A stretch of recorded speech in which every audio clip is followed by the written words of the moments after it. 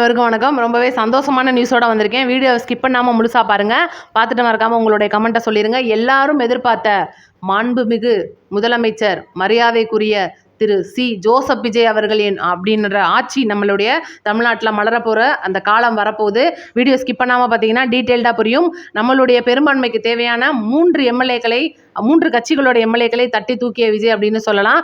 எந்தெந்த கட்சி அப்படின்றத நான் டீட்டெயில்டாக சொல்கிறேன். நேற்றுலேருந்து ரொம்பவே ஹார்ட் அட்டாக் வர மாதிரியான நியூஸாக போட்டு நம்மளெல்லாம் போட்டு தலைவலி வர வச்சிட்டாங்கன்ற சொல்லலாம். கண்டிப்பாக தமிழக வெற்றி கழகம் கட்சி ஒவ்வொரு இடத்துலையும் போயிட்டு ஆதரவுக்கு நிற்கும் போது நம்மளுக்கே கண்ணீர் வந்துருச்சு.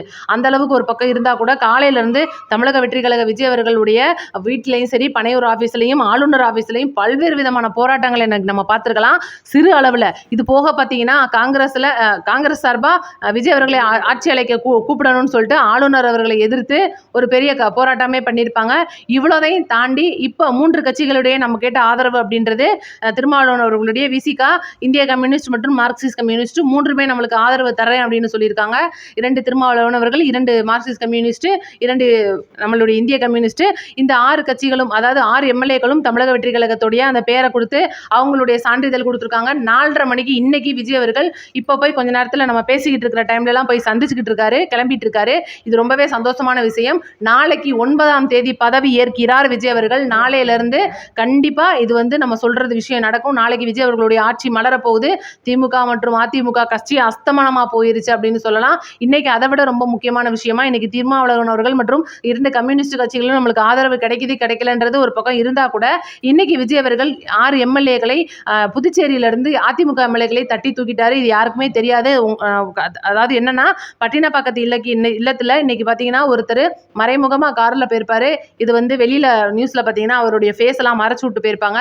அவர் யார் அப்படின்னா பேர் வெளியிடக்கூடாதுன்னு சொல்லியிருக்காங்க. அவர் முழுக்க அதிமுகவை சார்ந்த ஒரு நபர். இதுக்கு உறுதுணையா இருந்தது நம்மளுடைய செங்கோட்டையன் அவர்கள். இது ஒரு பக்கம் பெரிய விஷயமா போய்கிட்டு இருக்க. இன்னைக்கு புதுச்சேரியில இருக்க எம்எல்ஏக்களை எடப்பாடி அவர்கள் சென்னைக்கு கிளம்பி வாங்கன்னு சொல்லியிருக்காரு. அது எதுக்காகனா 6 எம்எல்ஏக்கள் மிஸ் ஆன விஷயம் அவருக்கு ரொம்பவே கடுப்பை கொடுத்துருச்சு. என்னடா அது நம்ம ஒரு கணக்கு போட்டு வச்சிருந்தோம், இவங்க அப்படி தப்பா போயிட்டாங்களே, இன்னி எதுக்கு அவங்கள செலவழிச்சுக்கிட்டு இருக்கணும், நீங்க சென்னைக்கு கிளம்பி வந்துருங்க, நம்மளுடைய ஆலோசனை கூட்டத்தை இங்கே வச்சுக்கோன்னு சொல்லி இங்க அவர் ரொம்பவே அதிருப்தியில் இருக்காரு. இது ஒரு பக்கம் இருக்க, திமுக சைட்ல இருந்து நிறைய பேர் இன்னைக்கு தமிழக வெற்றி கழக தலைவர் விஜய் அவர்களுக்கு ஆதரவா பேசியிருக்காங்க. உறுதியா கனிமொழி அக்கான்னு சொல்லணும். கண்டிப்பா மக்களுடைய தீர்ப்பை ஆளுநர் மதிக்கணும். தமிழக வெற்றி கழக தலைவர் விஜய் அவர்களை ஆட்சி அழைக்கணும். இதுதான் ஒரு ஜனநாயகத்தை காப்பாற்றக்கூடிய விஷயமா இன்னைக்கு இருக்கு. தமிழகத்துல ஆளுநர் வேணாம்னு எதிர்க்கிற கட்சியா தான் இன்னைக்கு திமுகவை நம்ம பார்க்கிறோம். கண்டிப்பா விஜய் அவர்களும் வந்ததுக்கு அப்புறமும் இந்த ஒரு விஷயத்தை கையில எடுக்க போறார் அப்படின்றதான் மிக முக்கிய நியூஸ். இன்னைக்கு ஆளுநர் அவர்கள் பிஜேபியெல்லாம் செயல்படலைங்க.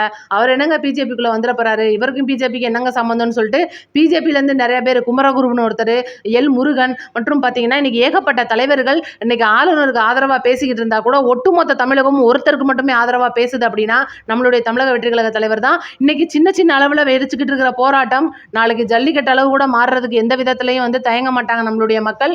விஜய் அவர்களுடைய ஆட்சி அப்படின்றது தமிழகத்துல 170, அதாவது 1,70,00,000 பேர் இன்னைக்கு எதிர்பார்த்து காத்துக்கிட்டு இருக்காங்க.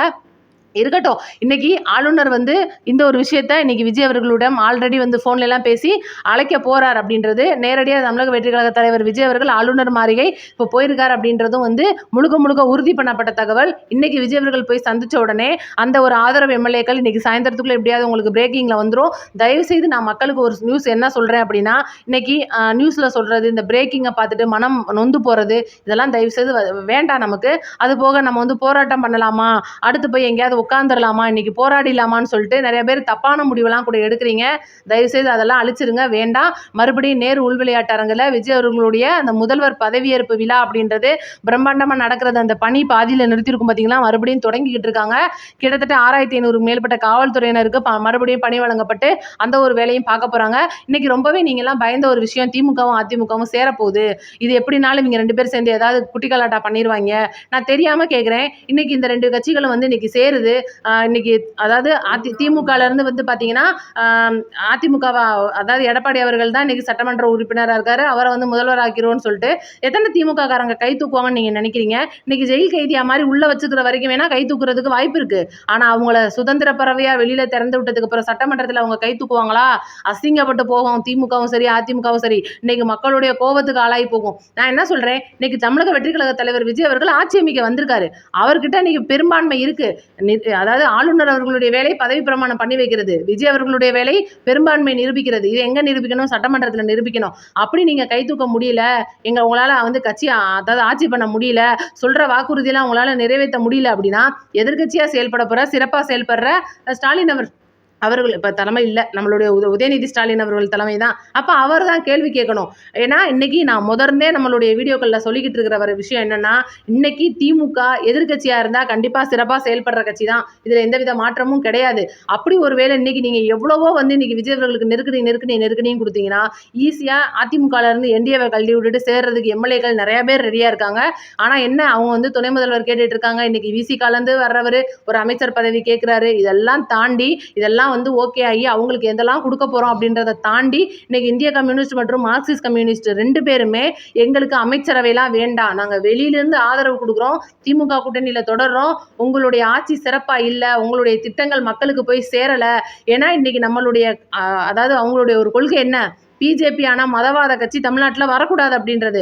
இதுக்கு நாங்கள் வந்து செவி சாய்க்கிறோம்னு சொல்லிட்டு அவங்களுடைய கூட்டணியை உறுதி பண்ணியிருக்காங்க. இது கண்டிப்பாக வந்து ஸ்டாலின் அவர்களுக்கு மிகப்பெரிய ஒரு வயிற்று வலியை தான் கொடுக்கும். ஏன்னா நேற்று அவங்களுக்கு நடந்த எம்எல்ஏ கூட்டத்தில் வரைக்கும் நாங்கள் வந்து ஆதரவு கொடுக்க மாட்டோம், திமுக எம்எல்ஏக்களும் சரி கூட்டணி கட்சி எம்எல்ஏக்களும் சரி கூட்டணியிலே தொடருங்க, நீங்கள் யாரும் வந்து வெளியில் போயிட வேண்டாம்னு சொல்லிட்டு அவருடைய ஆலோசனை மீறி இந்த விஷயம் நடந்திருக்கு. இது கண்டிப்பாக திமுக சைடில் மிகப்பெரிய ஒரு எதிர்ப்பலையை தான் உருவாக்கும். எப்படின்னா காங்கிரஸ்க்கு நடந்த இன்னைக்கு ஒரு விஷயம் இன்னைக்கு மாற்று கட்சிக்கு நடக்காது என்ன அப்படின்றது இன்னைக்கு கண்டிப்பாக எல்லாரும் கேட்கக்கூடிய விஷயம்.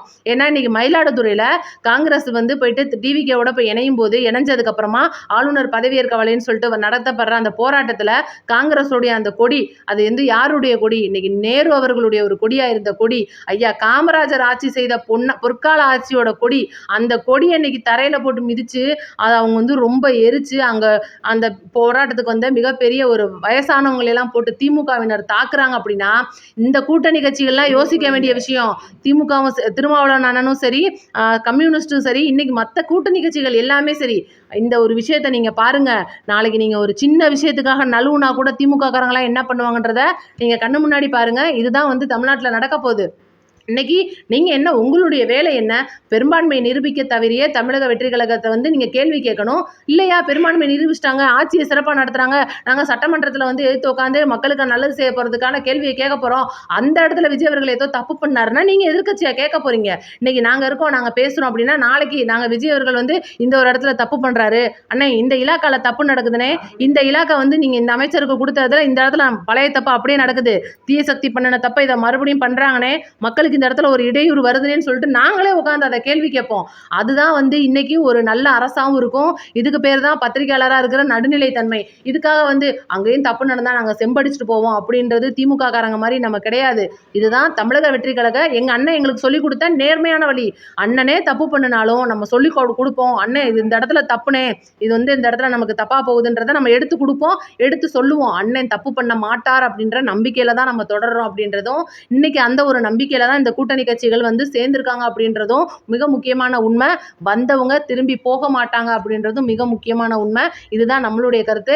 இப்போ துவண்டு போன எல்லாரும் மறுபடியும் அப்படியே பிரிஸ்கா எந்திரிச்சு உட்காருங்க. நாளையிலேருந்து நம்மளுடைய தமிழக வெற்றி கழக ஆட்சி அப்படின்றது பொற்கால கால ஆட்சியா மாறப்போகுது. பதவியேற்பு விழாக்கு ராகுல் அவர்கள் மற்றும் நிறைய பேர் வந்து கலந்துக்கிறாங்க. நேரு உள்விளையாட்டரங்கில் 49 வருடங்களுக்கு பிறகு திராவிடம் அல்லாத ஒரு கட்சியா தமிழக வெற்றி கழக தலைவர் விஜய் அவர்கள் முடிசூடா மன்னனா வந்து நாளைக்கு பதவி ஏற்க போறார். கண்டிப்பா அதெல்லாம் வந்து நீங்க லைவ்ல பாருங்க, ரொம்பவே சந்தோஷமா இருக்கும். உங்களோட கருத்தை மறக்காம கமெண்ட்ல சொல்லிட்டு போயிருங்க. நம்மளுடைய சேனலோட அந்த நோட்டிபிகேஷன் அந்த பெல் பட்டனை ஆன் பண்ணி வைங்க. அடுத்தடுத்த நியூஸோட டான்னு வந்துடுறேன். நியூஸ் சேனலை பார்த்து ஏமாந்து மன வருத்தப்படாதீங்க. நன்றி, வணக்கம்.